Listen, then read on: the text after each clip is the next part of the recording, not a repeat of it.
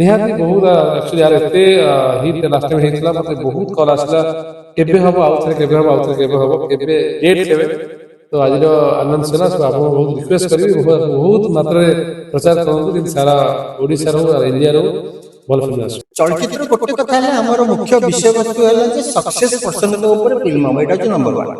ତା ଦେହରେ ତିନିଟା ଟେକ୍ନିକାଲ ଜିନିଷ ଯୋଉଟା ଅଛି, ଗୋଟେ ଗୋଟେ ହେଲା ଆପଣଙ୍କର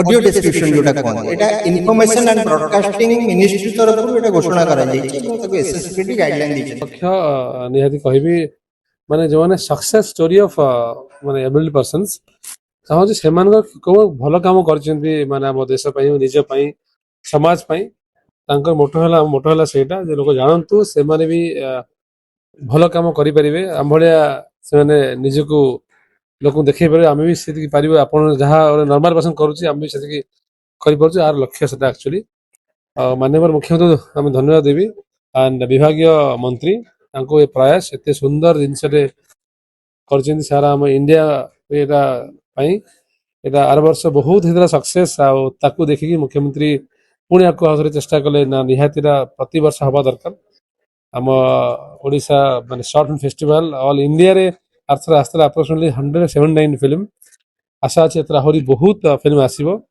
ନିହାତି ବହୁତ ଆକ୍ଚୁଆଲି ୟାର ଏତେ ହିଟ୍ ଲାଷ୍ଟ ଟାଇମ୍ ହେଇଥିଲା ମତେ ବହୁତ କଲ୍ ଆସିଲା କେବେ ହବ ଆଉଥରେ କେବେ ହବ ଆଉଥରେ କେବେ ହବ କେବେ ଡେଟ୍ କେବେ ତ ଆଜିର ଆନାଉନ୍ସ ହେଲା ସୋ ଆପଣଙ୍କୁ ବହୁତ ରିକ୍ୱେଷ୍ଟ କରିବି ବହୁତ ମାତ୍ରାରେ ପ୍ରଚାର କରନ୍ତୁ ଯେମିତି ସାରା ଓଡ଼ିଶାର ହଉ ଇଣ୍ଡିଆର ହଉ ଭଲ ଫିଲ୍ମ ଆସୁ। ବେଷ୍ଟ ଫିଲ୍ମ କ୍ରିଏଟର କଣ ମିଳିବ ପ୍ରାଇସ୍?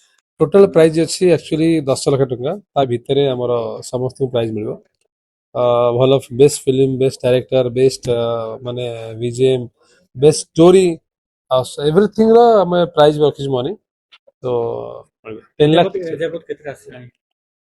ଆକ୍ଚୁଆଲି ଫିଲ୍ମ ଆସିଗଲାଣି 75 ଆସିଗଲାଣି ଆଜି ଆପ୍ରୋକ୍ସ 100 ଆସିଯିବ ଆଜି ଦିନରେ ଆଫ୍ଟର ପ୍ରେସ୍ ମିଟ୍ ସନ୍ଧ୍ୟା ଭିତରେ ଆହୁରି 100 ବୋଧେ ଆସିଯିବ।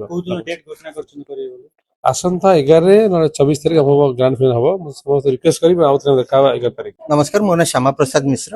ମୁଁ ସରକାରଙ୍କର ଯୋଉ ହଉଛି ସାମର୍ଥ୍ୟ 2026 ଆମର ସେଥିରେ ମୁଁ କ୍ରିଏଟିଭ ହେଡ୍ ଅଛି। ଆମର ଯୋଉ ଦୁଇ ତିନିଟି କଥା ଇମ୍ପୋର୍ଟାଣ୍ଟ ମୁଁ ସେ କଥାଟା ଆପଣଙ୍କୁ କେବଳ କହୁଛି। ପ୍ରଥମଟି ହେଲା ଏ ସିନେମାରେ ଯୋଉମାନେ ପାର୍ଟିସିପେଟ୍ କରିବେ ଏଇଟା ଜାତୀୟ ସ୍ତରରୁ ଆସି ଆମର ରିଜନାଲ ସ୍ତର ପର୍ଯ୍ୟନ୍ତ ସମସ୍ତେ କରିପାରିବେ।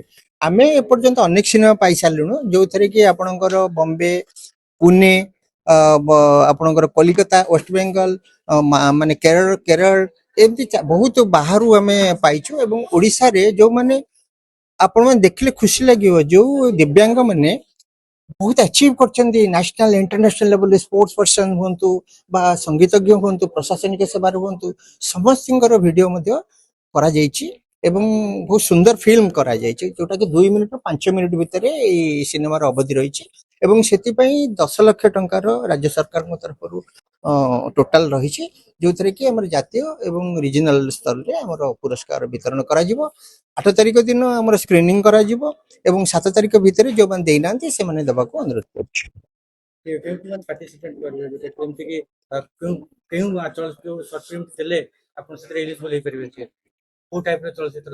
ଚଳଚ୍ଚିତ୍ର ଗୋଟେ କଥା ହେଲା ଆମର ମୁଖ୍ୟ ବିଷୟବସ୍ତୁ ହେଲା ଯେ ସକ୍ସେସ୍ ପର୍ସନଙ୍କ ଉପରେ ଫିଲ୍ମ ହବ, ଏଇଟା ହଉଛି ନମ୍ବର ୱାନ୍।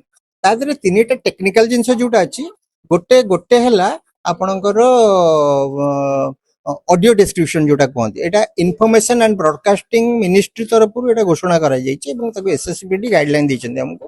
ତ ଅଡିଓ ଡେସ୍କ୍ରିପସନ ମାନେ ଯୋଉମାନେ ଧରନ୍ତୁ ଦିବ୍ୟାଙ୍ଗ ଯୋଉମାନଙ୍କର ଆଖିକି ଦିଶୁ ନାହିଁ ସେମାନେ ଶୁଣିକିରି ସେ ଫିଲ୍ମଟାକୁ ଜାଣିବେ। ତାପରେ ହଉଛି ଯୋଉମାନଙ୍କର କାନକୁ ଶୁଭୁ ନାହିଁ ସେମାନଙ୍କ ପାଇଁ ଆମର ସାଇନ୍ ଲାଙ୍ଗୁଏଜ ଗୋଟେ ଥାଏ, ସେ ସାଇନ୍ ଲାଙ୍ଗୁଏଜରେ ମଧ୍ୟ ଆମର ସେଟା ରହିବ, ଏଇଟା 2 ନମ୍ବର। 3 ନମ୍ବର ତଳେ ସବଟାଇଟଲ ମଧ୍ୟ ରହିବ।